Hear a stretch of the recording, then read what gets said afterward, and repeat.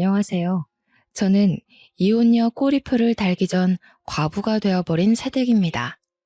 개차반 남편과 시댁에서 시집살이를 했고 참다 못해 이혼까지 요구를 한 게 아닌 요구를 당했던 제 이야기를 들려드리려고 글을 씁니다.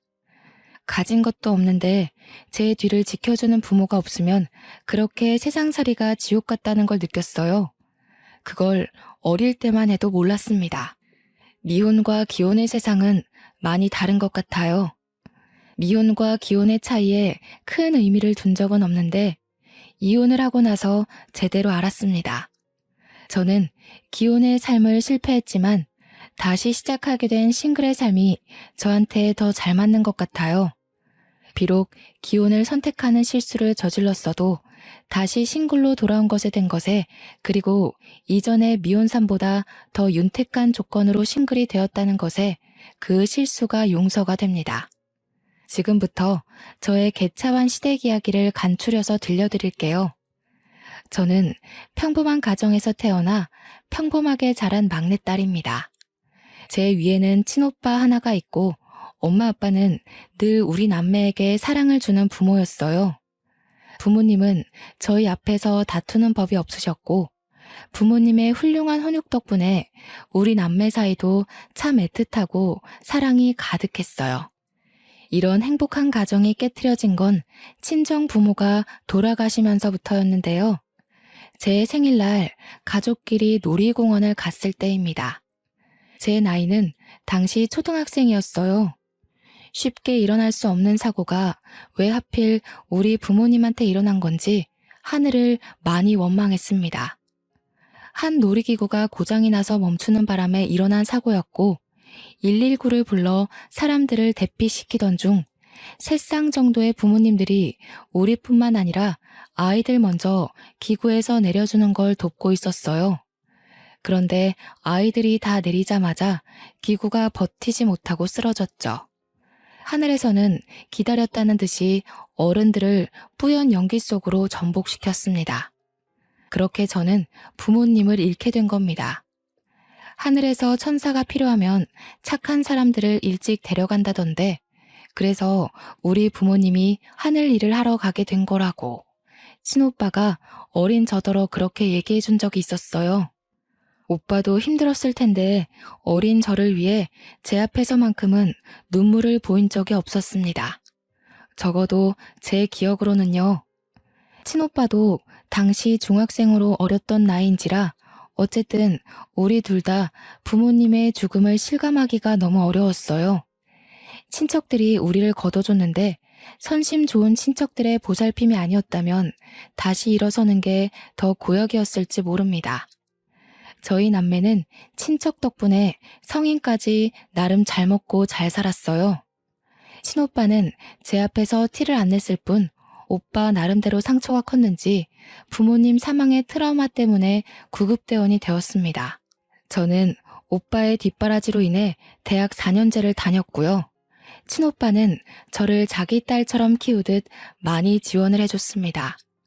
나름 오빠라고 제가 부모님의 빈자리를 느끼지 않도록 노력 많이 해주었어요. 그걸 알기 때문에 저도 얼른 취업을 해서 오빠한테 도움되고자 했고 열심히 공부해서 대기업에 취직했습니다.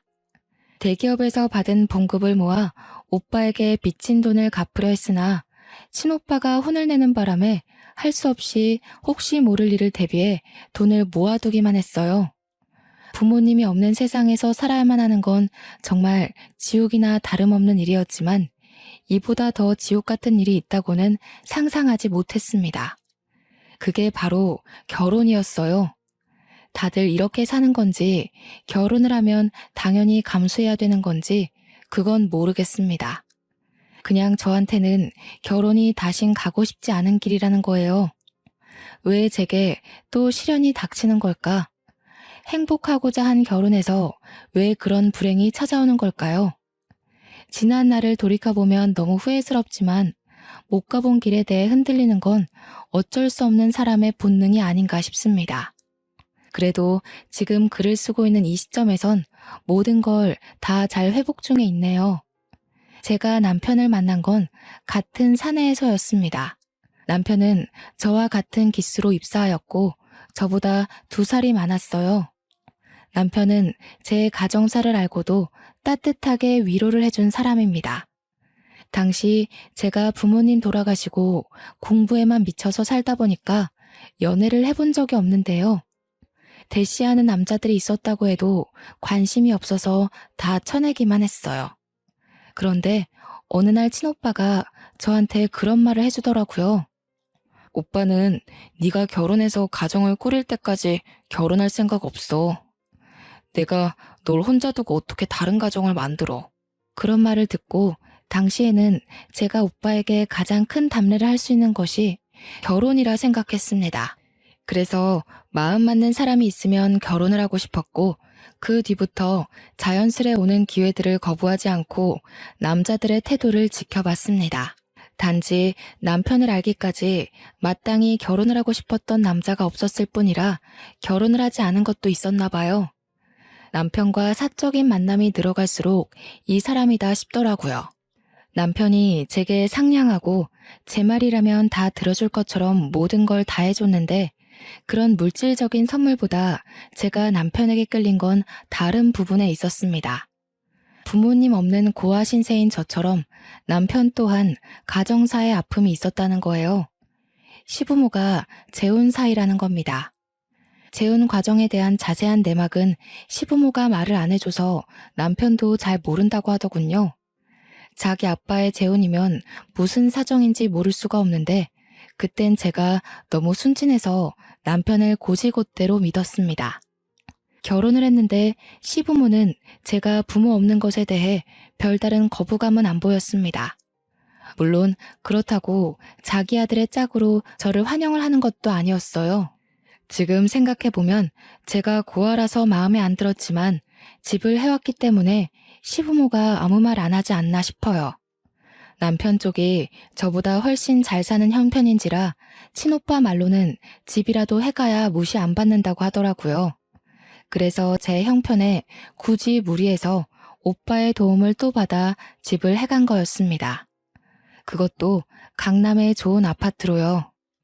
친오빠의 조언 덕분에 출발을 잘했다고 생각했는데 문제는 출발점이 아니었습니다. 결혼은 매 순간 고비일 수밖에 없다는 걸 살면서 느꼈어요. 남편은 좀 사는 형편 때문인지 생각보다 돈 쓰는 씀씀이가 해펐습니다. 남편이 저를 잘 위로해준 것처럼 남편 주변에는 사람이 늘 많아서 어딜 가나 남편이 자리를 참석해야 했고 계산을 해야 했습니다. 남편이 여유가 되니까 그런다는 건 알겠는데 연애 때는 안 그러던 사람이 갑자기 친구들을 엄청나게 만나길래 좀 놀랐어요. 솔직히 소비 습관 보는 게 좀 불편했습니다. 저랑 오빠는 어릴 때부터 아껴야만 했기 때문에 아끼느라 제대로 돈을 쓰지도 못한 사람들이거든요. 그런데 남편은 정반대라 심지어 한두 번이 아니라서 문제라는 겁니다. 자기야, 돈 너무 많이 쓰는 거 아니야? 이번 주만 벌써 5번째 약속이잖아. 이러다 급할 때 쓸 돈 없으면 어떡하려고. 뭘 그런 걸 걱정하고 그러냐? 사정 되니까 쓰는 거지. 너 챙겨줄 돈 없을까 봐 그래? 내가 얼마나 대단한 사람인지 모르는구나. 알지. 아니, 결혼하기 전에는 안 그랬던 것 같아서. 친구도 잘 안 만나고 친구 없다고 그랬잖아. 그래서 나는 정말 자기가 나 아니면 다른 인맥은 없는 줄 알았는데. 우리 자기 왜 이렇게 순진해? 그때는 주변 인맥 끊고 너한테만 신경 쓰느라 그랬지. 내가 우리 와이프 얻으려면 그 정도는 집중해야 될 거 아니야. 목표를 잃었으니까 그동안 소홀했던 사람들한테 미안했다고 쏘는 거야. 큰 인물이 되려면 대인관계가 다 자산이거든. 남편은 자기 원래 이런 사람이었다고 저한테 다 맞춰주느라 저한테만 소비를 했던 거라고 했습니다. 몰랐던 사실이었지만 남편이 저를 위했던 마음도 그리고 자기 인맥을 관리하는 마음도 나쁜 게 아니라 좋은 마음으로 하는 건데 이 이상 더 말리기가 좀 그랬어요. 그러면서 남편이 저보고도 연애하느라 못 만났던 인맥들 관리하라고 하지만 저는 딱히 그럴 필요성을 잘 못 느끼기도 했고 공부만 했던 사람이라서 친구가 없기도 했습니다. 그냥 그러려니 남편의 말을 넘겼죠. 근데 문제는 남편의 소비 습관이 시부모를 쏙 빼닮았다는 겁니다. 남편이 돈을 잘 버는 거지 시부모는 그저 그런 형편이었거든요. 남편의 용돈 때문에 풍족하게 살 수 있었던 것뿐이라는 거 저도 결혼 전에 남편이 말해줘서 알고 있습니다. 시부모 사는 아파트도 제가 해온 신혼집보다 집값 낮다는 것도 알고 있고요. 남편은 회사를 다니면서도 작게 투자한 곳이 많아서 저보다 수익이 훨씬 많은 사람이었습니다. 시부모는 자기 아들이 손해보는 장사로 결혼했다고 생각해서 그런지 처음에 제가 신혼집을 해왔을 때는 아무 말 안 턴 사람들이 한 해가 지나니까 점점 입을 떼기 시작하더라고요. 그 시작이 바로 시부의 생신이었습니다. 시부 생신 선물 때문에 시모한테서 전화가 온 날이었어요. 아들은 매달 용돈 주는 것만으로도 우리가 이미 선물 받은 거나 다름없다. 그래서 아들한테 더 부탁하긴 면목이 없고 너한테 따로 시애비 선물 기뜸해 주려고 연락했어. 아, 그러세요? 그렇잖아도 뭐 필요한 거 없나 여쭤보려고 연락드리려던 참이었는데 용돈이랑 고민하고 있었거든요. 아버님께서 따로 갖고 싶은 거 있으신가 봐요? 그래도 생일 선물인데 용돈보다는 눈에 보이는 게 좋지 않나 싶네. 다른 축하 파티나 식사 자리는 따로 필요 없고 지갑 하나면 될 것 같은데. 지갑 정도야 사드릴 수 있어서 저는 흔쾌히 알겠다고 했는데요. 시모가 따로 찾아놓은 지갑이 있다고 저한테 보내주더라고요. 그게 바로 제 불행의 시작이었다는 겁니다. 저는 그 지갑 정보를 보고 경악을 금치 못했어요. 지갑이 무려 500만 원짜리 명품 지갑이더라고요. 지갑 하나에 500이라는 것이 놀라워서가 아니에요. 그냥 생신 선물 치고는 너무 과한 금액이라서 당황스러울 뿐이었습니다. 저는 시모한테 다시 연락해서 너무 비싼 것 같다고 말씀을 드렸어요. 너는 우리한테 용돈도 안 주고 혼자 벌어먹고 있지 않니? 집 하나 했다고 두 손 두 발 놓고 있으려고 했어? 앞으로도 용돈은 내 아들만 줄 것 같으니 너더러 한 번 해줄 때 크게 해주라는 거야. 어머님, 그래도 500만 원은 제 선에서 좀 힘에 부치는 금액이에요. 다른 선물 뭐 없을까요? 제가 몇십만 원 정도는 가능할 것 같은데요. 몇십만 원? 우리 그런 건 명품 취급도 안 한다. 너가 우리 집 식구 된 지 얼마 안 돼서 모르나 본데 우리 아들 연봉 얼만지 알지? 우리가 재벌이나 다름없어. 사장 사모가 몇십만 원짜리 들고 다니면 사람들이 뭐라고 생각하겠니? 솔직히 시부모 댁이 명품을 들고 다닐 정도로 차고 넘치는 집도 아니었고 명품이 어울리는 사람들도 아니었습니다. 시부모는 남편이 사준 명품 옷이 있더라도 그걸 아낀다며 잘 꺼내 입지도 않는 사람들이에요. 남편 말로는 시부모가 자기 생각해서 용돈 달라는 소리도 잘 안 한다길래 남편이 알아서 시부모 용돈 챙겨주는 거라고 했거든요. 그런데 제가 보는 시부모는 남편이 말해준 이미지와 좀 다르다고 느꼈습니다. 욕심이 없는 사람이라고요? 글쎄요. 저는 문제가 되기 시작한 생신 선물부터 시부모의 욕심을 눈치챘는걸요. 너도 우리 아들이랑 같이 대기업 다니지 않냐? 우리 아들만큼은 못해도 500만 원 선물에 부담스럽진 않을 텐데. 설마 우리한테 그 돈 쓰기 아까워서 그런 거니? 아니요, 그럴 리가요. 아무래도 큰 돈이다 보니까 남편이랑 상의해서 결정해야 될 것 같아요. 아버님 첫 생신 선물인데 신경 써서 준비할 테니 걱정 마세요. 우리 아들한테 상의를 하긴 뭐래. 그럼 그게 아들이 사주는 선물이지. 며느리로서 주는 게 아니잖아. 너한테 더 안 바랄 테니까 시애비 선물 그거 하나 딱 해줘라. 100만 원, 돈이 없어서가 아닙니다. 그냥 처음부터 이렇게나 값비싼 선물을 사드리면 그 다음엔 더 비싼 걸 사야 될 것 같아서였어요. 시모의 첫 부탁인데 남편한테 철저히 비밀로 하라는 시모의 말을 거역할 순 없어서 비밀은 지키되 선물은 다른 걸로 신경 써서 구매를 했습니다. 시부모가 환장하는 명품으로요. 시부 생일날 남편과 함께 시댁으로 동행했고 남편은 잠깐 통화할 때가 있다고 저더러 먼저 올라가라길래 저 혼자 시댁을 들어왔어요. 시모는 제가 선물을 사왔다는 걸 알고 되게 반갑게 반겼습니다. 저에게 속닥거리며 자기가 사오라는 선물을 사왔냐고 시부가 엄청 기대 중이라고 요란 피웠어요. 지갑을 사긴 했죠. 시모가 말한 500만 원짜리가 아니었을 뿐입니다. 저를 끌고 들어간 시모가 시부 앞에서 마치 자기가 칭찬받고 싶어 안달난 사람처럼 자랑까지 하더라고요. 당신 지난달에 명품 지갑 하나 갖고 싶다고 했죠? 우리 새아기가 당신 생각해서 그걸로 딱 사왔지 뭐예요? 제가 따로 연락해서 부탁했다니까요. 난감한 상황이었습니다. 시모의 자랑에 시부는 이미 기대에 찬 눈빛이었어요. 시부가 이 선물을 풀어보기 전에 사실을 말씀드려야겠더라고요. 저는 들뜬 두 사람 앞으로 머쓱하게 웃으면서 시부 지갑 그때 그게 아니고 40만 원 정도의 적당선의 명품으로 샀다고 했어요. 시모한테는 여건이 안 돼서 그렇게 결정한 거라고 죄송하다고 했더니 시모가 그 지갑의 가격을 알고 제 손에 쥐어진 종이 가방을 그 채로 저에게 던졌습니다. 뭐라고? 넌 우리 집을 뭘로 보는 거니? 아니, 시애미를 뭘로 보는 거야? 내 말 귓등으로 들었어? 내가 뭐 재혼했다고 무시하는 거야?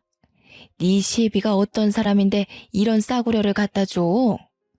무슨 말씀을 그렇게 하세요? 제가 언제 재혼을 언급했다고. 그리고 싸구려라뇨. 그것도 명품이에요. 근데 어머님, 솔직히 어머님께서 너무 선 넘는 선물을 요구하신 건 맞잖아요. 뭐야? 집 해올 때는 돈 많은 것처럼 유세란 유세는 다 부리더니 시댁에 선물 주는 게 그리 아깝든? 내가 쪽팔려서 어디 모임에서 말이나 할 수 있을지 모르겠다. 시부모는 일을 안 하고 아들 주는 용돈으로 탱자탱자 놀고 있는 사람들입니다. 솔직히 그때 그런 생각을 했어요. 아들 등골 빼먹고 사는 주제에 재벌인 척 한다고요. 참 우스운 꼴이었죠. 하지만 제 속내가 그런 시부모의 성품을 가볍게 이겨낼 정도로 멘탈이 강한 사람은 아니었습니다. 너무 화가 나서 눈물까지 날 지경이었어요. 시 또한 기분 상해서 저를 보고 쯧쯧거리며 거들떠도 보지 않더군요. 때마침 남편이 들어왔고 남편은 거실에 멀뚱히 서 있는 저더러 왜 그렇게 서 있냐고 물었습니다. 제가 대답을 안 하고 있으니 바닥에 떨어진 지갑을 본 남편은 대충 상황을 파악한 것 같았어요. 아이, 엄마 아빠도 처음? 그래도 며느리가 신경 써서 사온 건데 좀 봤지. 아직 어리잖아. 첫 선물인데 부족할 수도 있는 거를 꼭 티를 냈네. 아들아, 우리 눈높이 알잖아. 우리가 어디 요즘에 돈 100만 원 안 하는 물건 들고 다녔어? 너희 아빠는 다음 주에 골프 동호회 사람들이랑 일본에 놀러 간다고 했단 말이다. 저런 싸구려를 들고 어디 어깨 펼 수 있겠니? 그렇긴 한데 이 사람이 잘 몰라서 그랬을 거야. 친오빠랑 둘이서 힘들게 살았다는 거 알잖아. 엄마 아빠가 이해해줘. 내가 잘 타일러서 다신 그런 일 없도록 할게. 남편이 시부모의 흥분을 잠재우긴 했지만 저한테는 어딘가 불편한 발언들이었습니다. 남편은 마치 저를 문제아로 보는 듯이 말을 했어요. 잘못은 시부모가 했는데 왜 시부모에게 제 행동을 이해시키는지 저야말로 이해가 안 되었습니다. 그 뒤에는 더 어이없어요. 남편은 저를 내버려 두고 시부모 기분을 풀어주려고 애교를 떨면서 자기가 선물 좋은 거 사왔다고 두 손 가득한 짐을 풀어놓더라고요. 시부모에게 옷 한 벌씩 해주는 거였습니다. 저건 저도 몰랐던 사실이에요. 제가 은근슬쩍 시부 생신 선물 뭐 해줄까 하고 물어봤을 때는 별말 없었거든요. 이런저런 서운한 게 많았지만 일단 시댁을 나올 때까진 참았습니다. 남편과 시댁에 인사만 드리고 나온 뒤 저는 바로 남편에게 물었죠. 어머님 아버님이 나한테 어떻게 했는 줄 알아? 내가 사들인 지갑 던졌어. 뒤로 안 물러났으면 나 얼굴 다칠 뻔했다고. 어떻게 그러실 수가 있어? 게다가 자기는 거기서 그런 식으로 말을 하면 어떡해. 그럼 내가 잘못한 사람이 되잖아. 들어보니까 엄마 아빠가 서운할 만 했더구만. 500만 원 선물 받을 줄 알았는데 40만 원이라고 하면 기분 상하긴 하지. 우리 부모님이 당신 벌이를 모르는 것도 아니고. 솔직히 대기업에 500만 원 선물이면 그렇게 힘에 부치는 건 아니잖아. 40만 원은 돈도 아니야? 어머님 아버님 눈높이를 당신이 너무 키워놔서 저러시는 것도 있어. 그리고 어머님 아버님 옷 샀다는 건 왜 나한테 말 안 했어? 한 벌에 1,000만 원 가까이 되는 옷이야. 내가 얘기하면 당신이 부담 느낄 것 같아서. 나는 나름 배려한 건데. 그래도 내가 당신 생각 안 했다고 할 거야? 남편은 제가 얼마나 상처를 받았는지 별로 중요하게 생각지 않는 것 같았습니다. 저의 이야기를 투정이라고 생각하면서 능청스럽게 그래 그래 하면서 듣는 둥 마는 둥 대답했어요. 연애 때는 남편에게서 느껴본 적 없는 퉁명스런 말투였어요. 귀찮음이 묻은 것 같기도 했고요. 그 때문에 저는 남편에게 변한 것 같다고 나한테 질렸냐고 물었는데요. 남편은 오히려 저더러 변한 것 같다고 했습니다. 제가 결혼하기 전과 다르게 많이 징징거린다는 거 아니겠습니까? 그날 이후 서운해서 입을 닫았고 남편을 대면대면하게 되었습니다. 화가 나서 시부모님 연락도 안 받았어요. 제가 서운한 감정을 표현을 할 때 모든 외부적 요인을 닫아버리는 타입이란 걸 결혼하고 알았습니다. 시부모는 제가 3일 연속 연락이 안 되니까 남편한테 전화를 했나 보더라고요. 남편이 회사에서 저와 마주치자마자 조용히 경고를 하더니 퇴근하고 집에 와서는 저희가 완전 싸우게 되었습니다. 엄마 아빠 연락은 왜 안 받아? 시위하는 거야? 설마 그놈의 지갑 때문에? 당신 도대체 왜 이렇게 철이 없어? 사춘기도 아니고 뭐 하자는 거야? 내가 그냥 넘어가면 어머님 아버님이 날 더 우습게 보지 않겠어? 사과도 못 받았는데 기분 나쁜 티 정도는 낼 수 있는 거잖아. 네가 기분 나쁘긴 뭐가 나빠. 이참에 우리 부모님 취향도 알게 된 거니까 오히려 잘 된 거지. 실수한 며느리 가르치는 걸 우습게 본다고 생각하는 거냐? 아, 진짜 정 떨어진다. 남편은 어느 순간부터 제게 정 떨어진다는 말을 많이 했습니다. 그게 지갑 사건 이후로 생기기 시작하더니 갈수록 더 심해졌어요. 제가 뭐만 하면 변했네, 실망이네, 왜 몰랐을까? 이런 소리를 해댔어요. 그럴 때마다 저는 참지 않고 남편과 싸우길 반복했습니다. 한 번은 시모가 우리 집을 왔다가 싸우는 걸 목격하기도 했어요. 내가 부모로서 내 아들 짝을 똑바로 결정해줬어야 하는 건데 하여간 부모 없이 큰 것들은 다 이 모양이라니까. 여자가 억측스러운 게 얼마나 천박한 줄 모르는 거니? 됐어, 엄마. 내가 알아서 길들일 테니까 오늘은 그냥 가봐야겠다. 미안해. 애써서 왔을 텐데 헛걸음하게 만들어서. 당신 무슨 말을 그렇게 해? 내가 당신 애완견이야? 길들이긴 뭘 길들여. 내가 뭘 잘못했다고. 당신이 먼저 우리 오빠 흉 봤잖아. 친오빠의 우직하고 끈기 있는 구급대원 직업을 욕보인 남편에게 따지고 있던 중이었습니다. 그 상황에서도 억울하게 제 편은 없었고 저는 이걸 친오빠한테 절대 말을 할 수 없었어요. 저는 철저히 혼자인 그곳에서 제게서 등 돌린 사람들과 매일같이 겨뤄야 했습니다. 어느 순간부터 남편은 제가 잠에 들 때 집에 들어왔고 같이 겸상한 지가 가물가물할 만큼 사이가 멀어지게 되었어요. 그렇게 화병을 안고 친오빠 생각만 하며 버티고 살던 중 제 분화구가 결국 폭발하게 되는 날이 찾아오게 되었는데요. 제 스트레스가 극에 달했을 때 친오빠가 결혼을 하게 됐거든요. 저는 진작에 친오빠 결혼을 위해서 따로 돈을 모으고 있었어요. 축의금으로 1,000만 원을 준비했었고 결혼식 전날 현금을 봉투에 따로 넣어서 내일 친오빠를 미리 만나서 주기로 약속을 했습니다. 그리고 오빠 결혼식 당일이 되었을 때 아침에 준비를 끝내고 가방을 챙겼는데 분명 가방에 넣어뒀던 축의금이 어디로 간 건지 사라지고 없지 뭡니까? 남편에게 물어봤지만 남편은 모른다고 답할 뿐 잘 좀 챙기지 그랬냐면서 또 한숨만 쉬었습니다. 당시 그때는 남편과 싸울 시간이 없었어요. 졸인 마음으로 집안 구석구석 뒤졌는데도 봉투가 안 보이더라고요. 찾다가 지쳐가고 있을 때 그만 출발해야 할 시간이 임박했고 결국 저는 빈손으로 친오빠 결혼을 축하하게 되었습니다.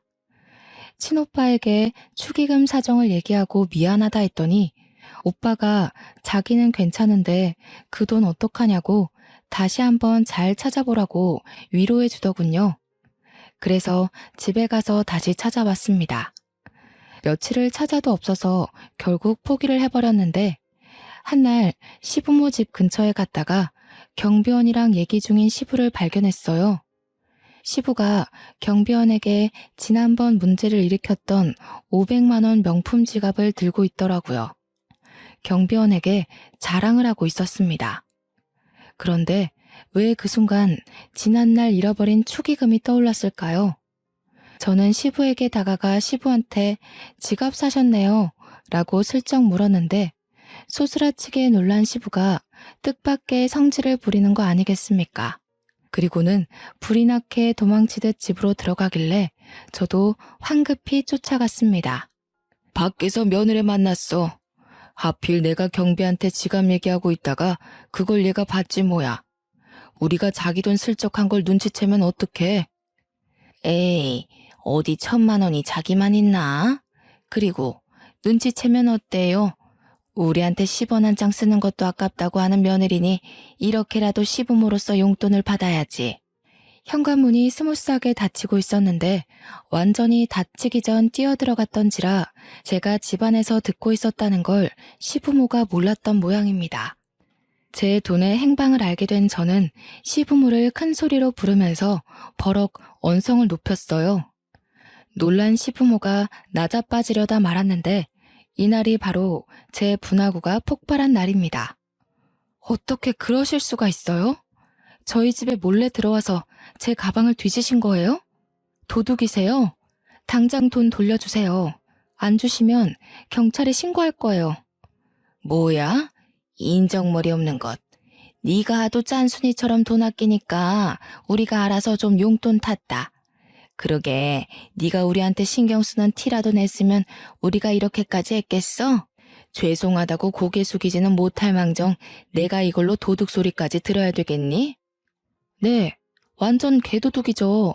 그 돈이 어떤 돈인 줄 알아요? 어머님 아버님이 그렇게 흥청망청 쓸 돈이 아니란 말이에요. 애도 안 하는 짓을 다 늙어서 무슨 추태인 거예요? 살다 살다 이런 사람들 처음 보네 진짜. 뭐? 너 뭐라 그랬어? 감히 시애미한테 도둑? 추태? 여보, 이 애가 정신이 나갔나 봐요. 우리를 우습게 보는 게 맞았다니까요. 야, 내 아들한테 말하면 너 바로 이혼이야. 네, 이혼할게요. 거지 같은 집안 제가 그냥 버리고 말지. 여기서 버티고 살아준 게 제가 아쉬워서 그런 줄 아세요? 저희 오빠가 저 때문에 그만 고생하길 바래서였어요. 그런데 오빠는 아마 제가 이렇게 사는 것에 더 속상할 것 같네요. 이 거지 같은 곳 당장 나가버릴 거니까 제 돈 주세요. 내 돈 달라고요. 목에 핏대를 세우면서 시부모를 잡아먹을 것처럼 악을 썼더니 시부모가 크게 당황하면서 그대로 남편한테 전화를 했습니다. 뒤늦게 남편이 찾아왔고 저는 그 자리에서 남편에게 풀스윙 싸다구를 맞았어요. 누굴 한두 번 손대본 솜씨가 아닌 건지 남편은 쓰러진 저를 멱살 잡고 세워서 흔들기 시작했는데요. 이혼? 네 입에서 그 소리가 먼저 나올 만큼 잘나지 않았을 텐데. 그래, 내가 널 진작에 벌었어야 하는 건데 실수했어. 네가 감히 내 부모님한테 도둑 소리를 해? 너 합의 이혼은 기대도 하지 마. 소송할 거야. 위자료나 준비해. 남편이 저를 패대기 치자 그때 시부가 500만 원 지갑에 내용물을 다 빼더니 저에게 던졌습니다. 우리가 잠시 눈이 멀었다. 이깟 것도 며느리라고. 옛다. 치사해서 안 받아. 이렇게 돈에 미친 여자는 내가 처음 본다. 얼른 썩 꺼져버려. 제가 사준 것도 아니고 훔친 돈으로 산 거면서 저더러 도로 가져가라는 시부의 말이 웃기더라고요. 저는 굴하지 않고 그 지갑을 들고서 다시 시부에게 던졌습니다. 아버님 손때 묻은 건 더 이상 명품이 아니죠. 당신들도 돈이나 준비하세요. 진짜 돈에 미친 여자가 어떤 건지 보여드릴게요. 그래야 저도 그런 욕 먹는 게 덜 억울하지 않겠어요? 제대로 고소해 줄 테니까 기다려요. 내 전 재산을 털어서라도 당신들 쫄딱 망하게 할 거야. 그렇게 저는 집을 떠났고 여전히 친오빠한테 말하지 못했습니다. 그냥 혼자 모텔 잡아 지냈죠. 며칠간 변호사 사무실을 돌면서 소송할 방도를 알아보았습니다. 회사에서 남편을 마주치더라도 저희는 눈 한 번 마주치지 않았어요. 저희 사이를 아는 동료들은 저에게 한 번씩 싸웠냐고 묻기도 했는데 그때마다 저는 숨기지 않고 이혼할 거라고 말했습니다. 그 뒤로 동료들은 더 이상 저와 남편의 어색한 분위기를 질문하는 일은 없었는데요. 이혼을 앞두고 있다는 사실이 소문이 나서 남편 귀에까지 들어갔더라고요. 듣자 하니 남편은 이혼을 확실히 끝낼 때까지 이혼 사정을 숨기려고 했었나 봅니다. 저를 계속 비상구로 따라오라고 울음장을 놓았는데 그때마다 저는 남편을 쌩깠죠. 제게 무시당하는 게 화가 났는지 한 번은 남편이 직원들 눈을 피해서 억지로 저를 끌고 가려고 했던 적이 있었는데 제가 비명을 지르는 바람에 그마저도 실패했었습니다. 그러니까 남편은 저를 단 둘이 마주할 기회가 없었던 거죠.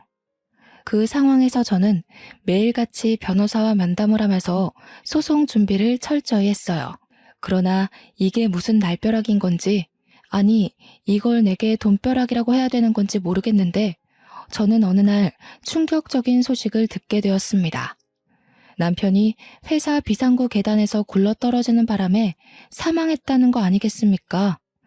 당황스럽고 놀라운 소식이라서 급히 장례식장을 찾았는데 영정사진이 남편인 걸 보고 그제야 실감을 했습니다.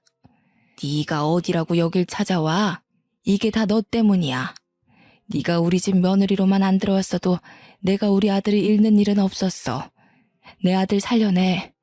우리 아들 살려내라고 이 여우 같은 년아. 불과 2주 전 제 뺨을 친 남편이 죽었다는 게 놀라워서 시모가 저를 원망하는 것도 안 들렸습니다. 이게 무슨 허무한 죽음이란 말입니까? 법정까지 가서 개싸움을 벌이게 될 줄 알고 정말 철저히 준비 중이었는데 죽어버리다뇨.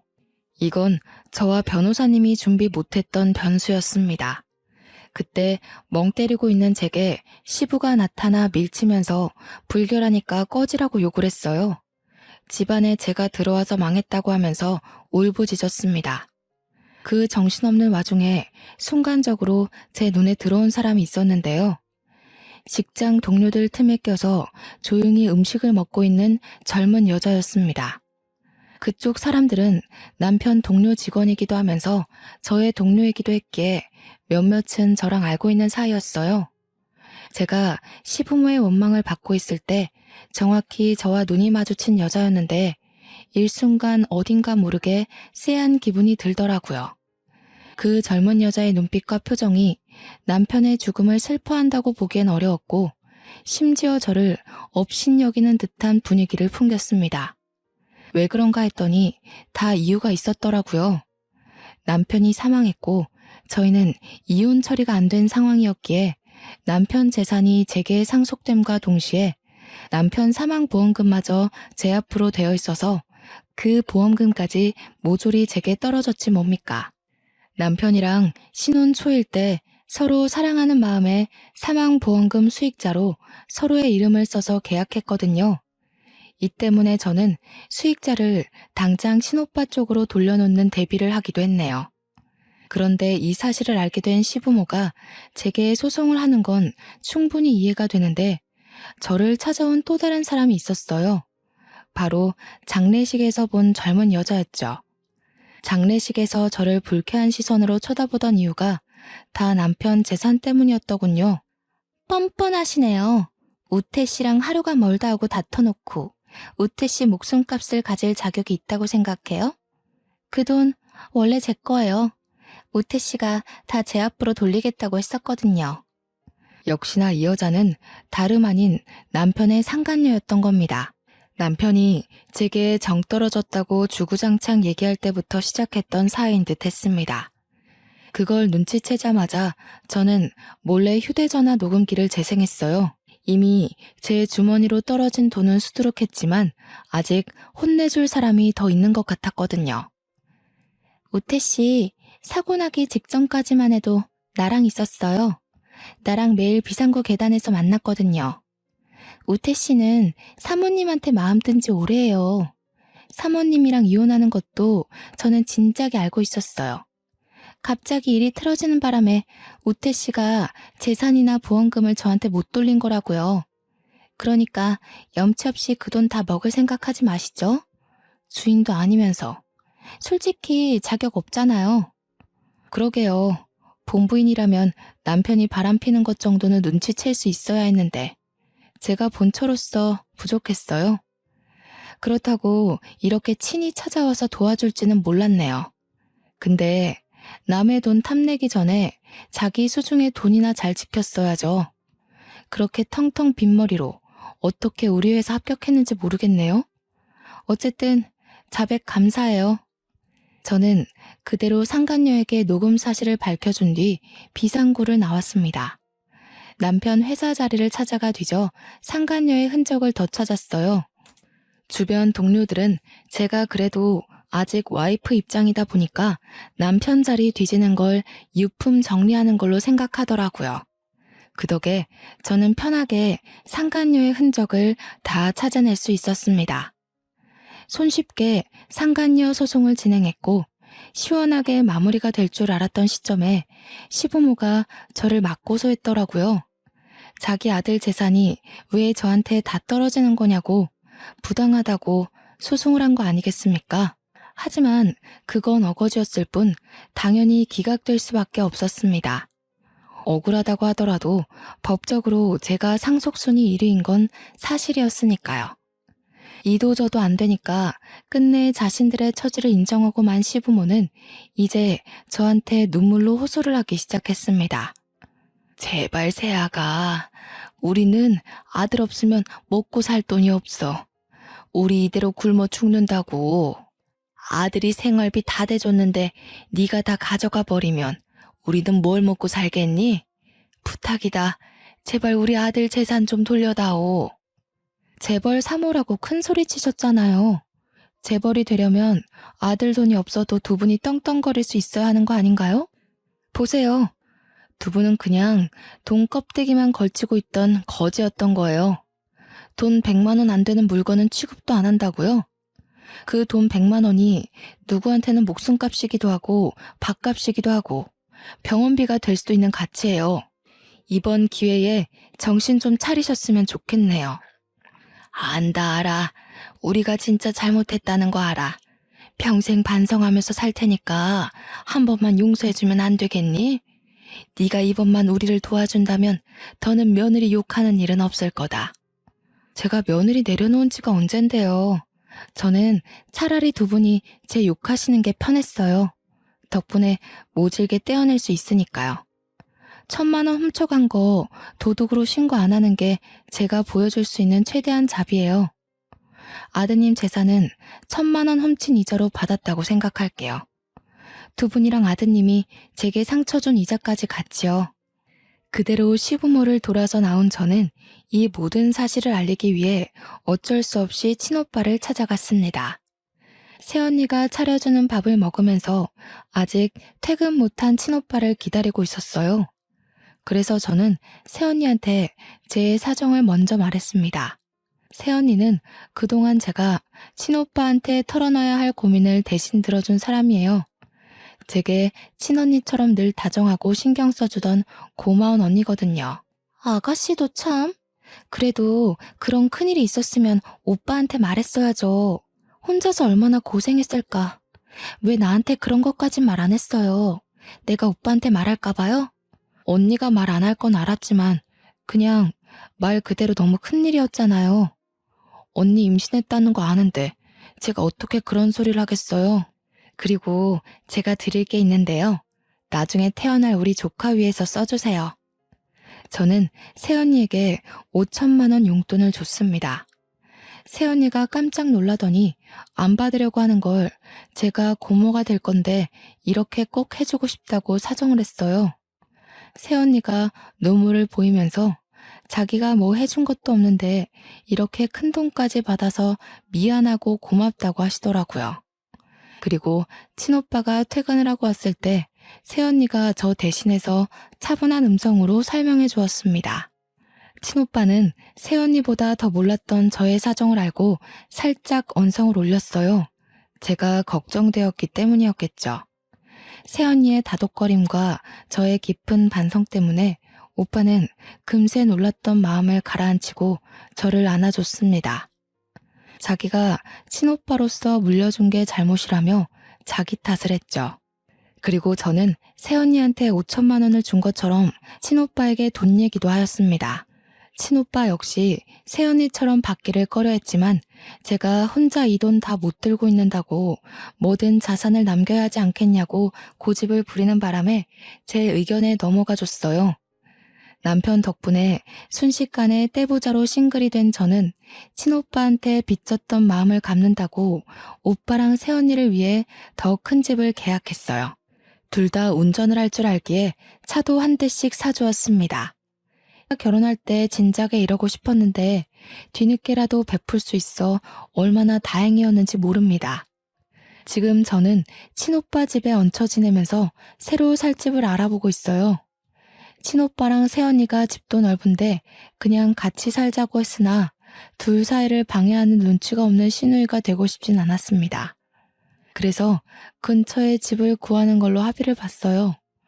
그리고 제가 전화번호를 바꾼 게 아니라서 가끔씩 전 시모한테 문자가 왔는데요. 시모가 시부의 불륜녀였더라고요. 지금 시부가 옛날 버릇 못 버리고 또 바람나서 자기를 버렸다는데 집에서 쫓겨나는 바람에 시모가 갈 데가 없다고 하지 뭡니까? 그리고 늙은 나이에 일할 데도 없고 능력도 없어서 단순 노동을 하는 것 같더라고요. 시모가 자기는 이런 데서 더 일 못한다고 저더러 계속 재산 3분의 1만 달라고 하길래 스팸 처리해버렸습니다. 정말 개판인 사람들이 아니지 않나요? 제가 어떻게 저런 호랑이 굴에 들어갔는지 모르겠네요. 아무것도 모르고 들어간 게 어쩌면 다행이라고 생각해야겠어요. 원래 시부모가 개차반인 사람들이었지만 시부모에게 들은 욕 중에서 아직까지 제 마음에 남아있는 말이 있었는데요. 바로 부모 없는 자식들은 다 이 모양이냐는 말이 유독 강하게 남아있어요. 괜히 하늘에 계신 엄마 아빠를 욕먹게 한 것 같아서 그게 결국 제 탓 같아서 자책을 하기도 한답니다.